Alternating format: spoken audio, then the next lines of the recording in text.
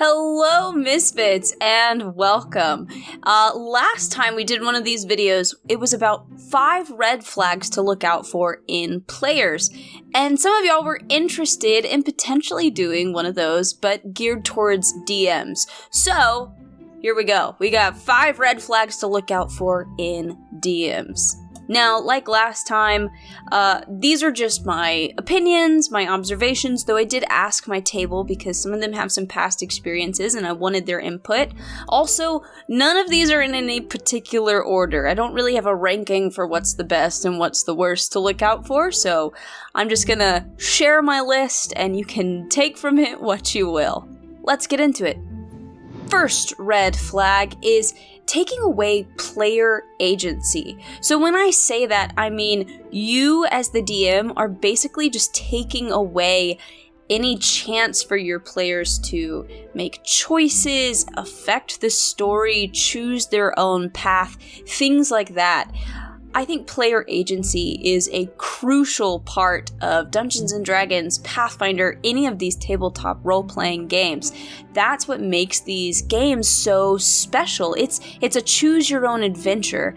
It's, a sky's the limit. You're only limited by your imagination. So when you take away that ability to use your imagination to create new things, to affect the story, to change the course of the plot, you're basically taking away like the cornerstone of tabletop role-playing games. So yeah, big red flag is taking away player agency.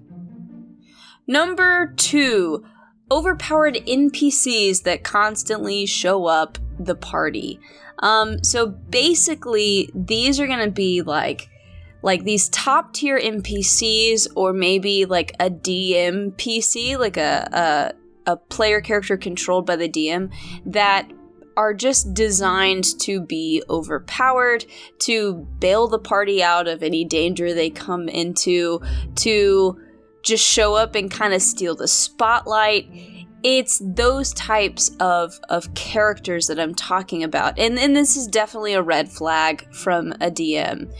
Because it kind of shows that the DM doesn't know how to be a DM and they're just wanting to be a player, or more likely just wanting to tell their own story without being open to letting that story be affected by the players. Kind of same thing with the taking away player agency.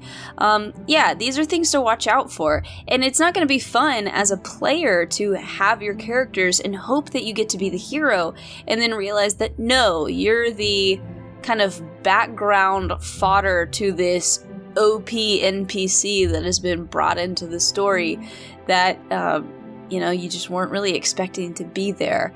Yeah, this is definitely a red flag for me. Look, we all have our NPCs that we love, that we cherish. We have our NPCs that our players love and cherish. And sometimes our players call on those NPCs or ask them to be a bigger part of the story than maybe we initially intended. But at the end of the day, the goal should be for the spotlight to be on the players, not you.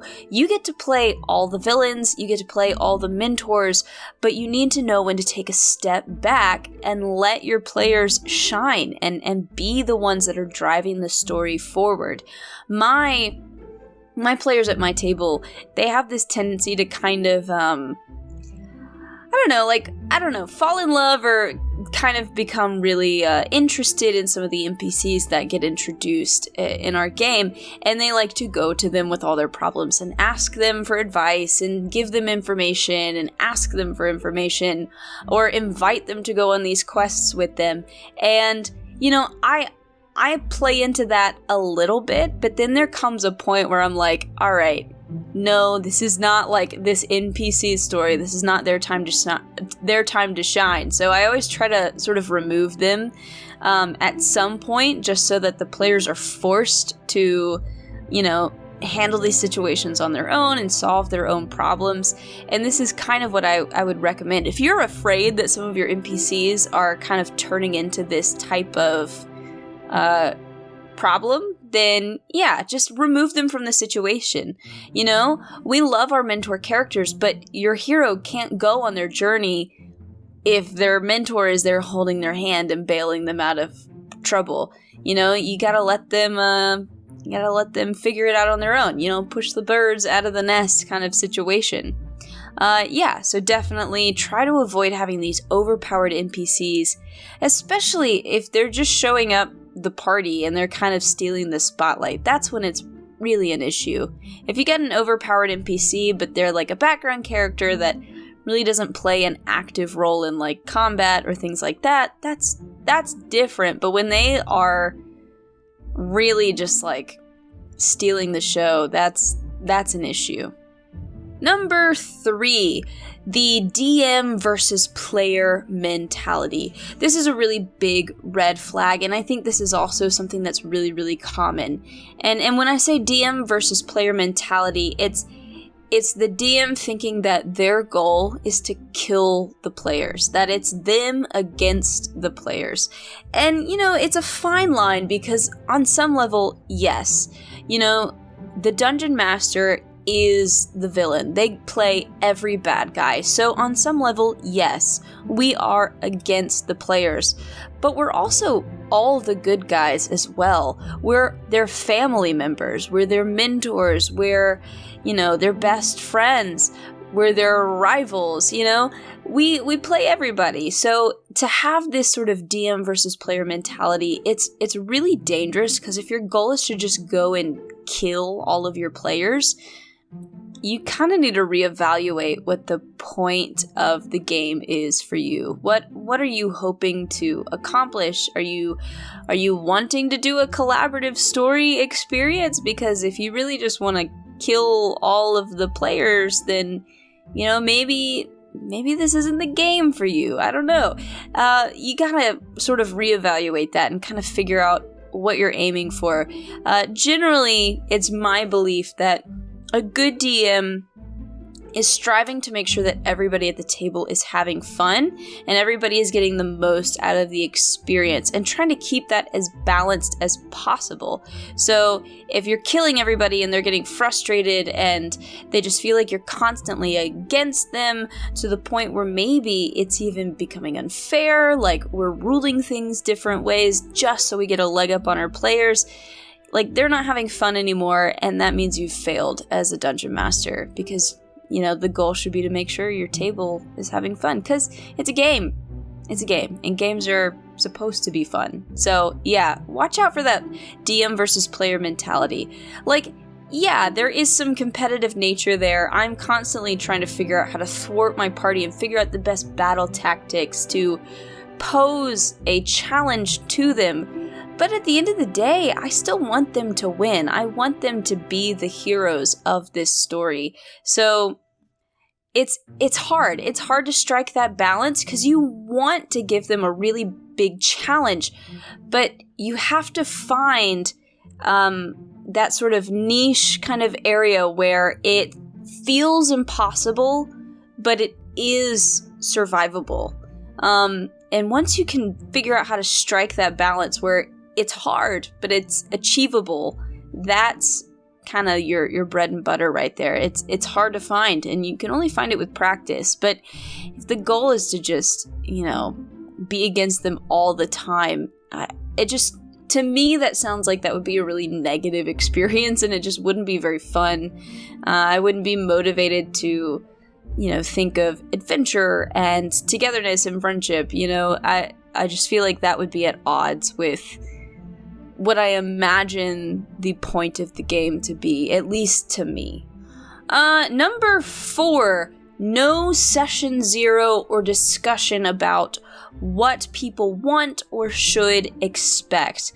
I would say my one caveat is, like, if you're a brand new DM, you might kind of get a pass, but honestly, no. Like, anytime you're sitting down to start a game, to create a campaign, to build your table, you should have some sort of discussion with your players about what they want, what you want, what you're willing to offer, that kind of conversation.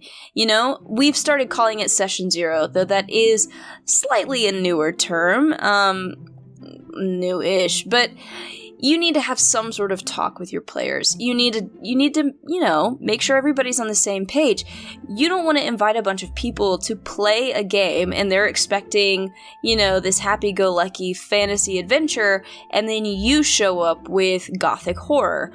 That's not the same thing. And then somebody's not going to have a good time because they didn't know what to expect. You don't want to, you know, throw a gritty, realistic game at them when they have zero experience playing the game at all. That might be really, really hard for them to adapt to and know how to handle. You've got to have some sort of discussion or conversation with the people you are going to play with prior to the game. Establish rules, or at the very least go over the rules together. You know, talk about what you want, talk about scheduling, talk about, you know, what types of characters everybody's gonna play. You know, hit all the basics so that people don't show up to the game and, you know, get disappointed or get frustrated or feel like they've missed something crucial about the type of game you want to run. And, you know, we joke about it in those Reddit videos all the time, but communication truly solves like 99.9% of all problems. Not just in D&D, honestly. So this is a key aspect of communication in these tabletop role-playing games and getting these games started. You gotta talk, especially at the start when things are just beginning. That's really crucial. So, huge red flag if no discussion is had whatsoever. Number 5, big red flag is no consistency at all. And what I mean by that is like we're constantly changing how we rule things. We are constantly changing sometimes just the days and times that we play. We're constantly changing just the style of game. You know, maybe you got one game that's sort of gritty and one game that's, you know, a little bit more rule of cool, or even we're changing, you know, our opinions on what we thought was approved, like homebrew at the start of the game, and now we've changed our mind. You know, you've got to be consistent. If you rule something one way, you've got to stick with that. If you approve your player to have some sort of magic item or special ability or something, you got to stick with it. Or at the very least, go back to number 4, have a conversation about it and try to figure out why you've decided to change your mind and how we can avoid that happening again in the future. You gotta stay consistent. The best way to have players return to your table is through consistency. I mean, there's lots of other ways to get players to stay at your table, but when they know that you're reliable and when they learn what to expect and they know that they get that every time, they're going to be more inclined to stay. You know, I'm not talking consistency in like having a monotonous story that's never exciting or changing. That's not what I'm talking about. I'm talking about consistency with you as a human being and your organizational skills. That's the type of consistency I'm talking about. And that honestly is crucial. We had a Reddit story in a video not long ago where there was a DM that was constantly changing like aspects of the lore and how they wanted to run the game and how different mechanics worked. Like they wanted to suddenly take away dark vision or, you know, change how different races function. And that sort of barrage of constant changes really turned off a couple players to the game, and it became very frustrating for them. So consistency is really a crucial thing, just because it gives your players something to rely on. Otherwise, it's just going to be really hard to know what to expect, and not in a fun way, more in a frustrating way. So with all of these red flags, I think the toughest thing is how to fix it, how to address it. In my last video, every time I mentioned a red flag, I sort of also mentioned a way that the DM could have a conversation with the player and try to resolve the issue. Here it can be a little difficult because if you're a player and your DM is having or exhibiting some of these red flags, sometimes it's harder or more nerve-wracking as a player to initiate these conversations with the DM. But as we've talked about over and over and over again, communication is just extremely important. Just because the DM is in charge and is the leader doesn't necessarily mean that they are always going to be good at putting their foot down and making sure everything is happening the way it should, because by this video being the example, sometimes our DMs aren't good. They are problematic as well. So you might need to initiate the conversation as the player. Go through all of these things that you're having issues with and try to find a respectful way of bringing them up and addressing them. If I'm the player and I feel like I don't have a lot of player agency, then maybe I would say, hey, I just noticed, like, in a couple of our sessions, I feel like I'm not getting a lot of opportunities to, roll the die and see what happens or make a decision. I feel like I had these expectations of getting to affect the story, and I feel like I haven't had as many of those opportunities. Is that something that's gonna change, or is that something I can look forward to in future sessions? I'm just feeling a little lost and unsure what to expect. I think if your tone is appropriate, then, as tough as some of these topics might be, it wouldn't be that big of an issue to talk about. And, if your DM doesn't know how to talk about these things, doesn't know how to change and adjust, then, there's your 6th red flag. They're unwilling and uncompliant, and I think that would tell you that you probably need to go find a different table, because this is not a good DM, and not a good DM for you. Well, these were 5 red flags to look out for in Dungeon Masters. I mean, honestly, I've heard and read so many horror stories at this point.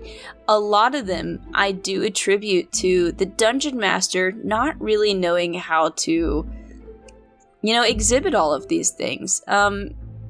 They don't know how to be consistent. They don't know how to establish those lines of communication. They just don't really know how to manage their table and make sure that everybody's having a good time. And it's just really unfortunate. I think it's hard. There's always more players than Dungeon Masters. And, sometimes when we're trying to find a game, we'll be willing to just sort of accept whatever we get just so that we get the chance to play. And that kind of sucks, because you might get stuck at a bad table, and that's not fun at all. And then it might turn you off to the game entirely. So, I encourage you to keep looking. Don't settle. Try to find like the right DM for you. It helps that online games are a thing, because you've got like a wider sort of spectrum of people to go find and hopefully find the right table for you. But if you're struggling to find a good DM, I encourage you to give it a shot. It's really not nearly as hard as people make it out to be. And as long as you're honest up front and just be like, hey, I'm still learning the game, so I'm probably going to get some stuff wrong, people are going to give you a lot of grace. If you enjoyed this video, if you liked this content, if you would like to support this channel, please like and subscribe, but more importantly, leave a comment down below. This was just scratching the surface of red flags that you might want to look out for in DMs. I know that there are far more and probably totally different ones that are on y'all's lists. So please tell me in the comments below, what are some red flags for you? Things that you've seen, things that you've heard about, things that you're worried about. Tell me all about them down below. I would love to hear all of that. But with all of that said and out of the way, I hope you guys have a wonderful day, a wonderful rest of your week, and I will see you again next time.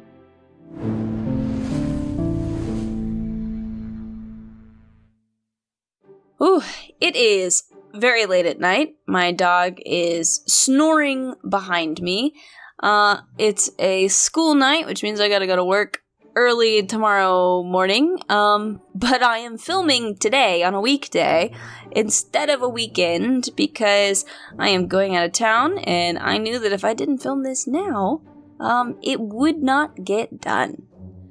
I don't know when I'm gonna edit this, but I'm gonna figure that out. Don't know when I'm gonna sleep, but I guess I'll figure that out as well.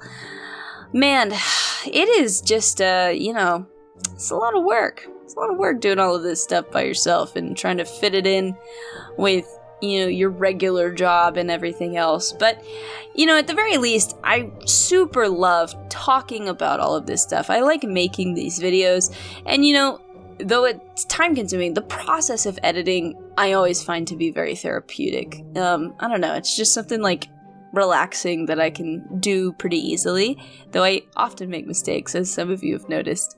But yeah, I'm also glad that several of you seem to enjoy those Reddit videos. I have to apologize for the audio quality on some of them. That's the hardest thing about having friends in a bunch of different places. It's just hard to keep the audio quality consistent. Hopefully one day everybody will have a nice fancy mic and everybody will sound wonderful when we're doing those videos together, but it might take a little while before that can happen. But they're fun to make. I love hearing the stories and talking about them. So if you're still enjoying those, make sure that you like those videos and you comment on those, and so that other people can see them. But yeah, hope you guys have a great week. Till next time, guys.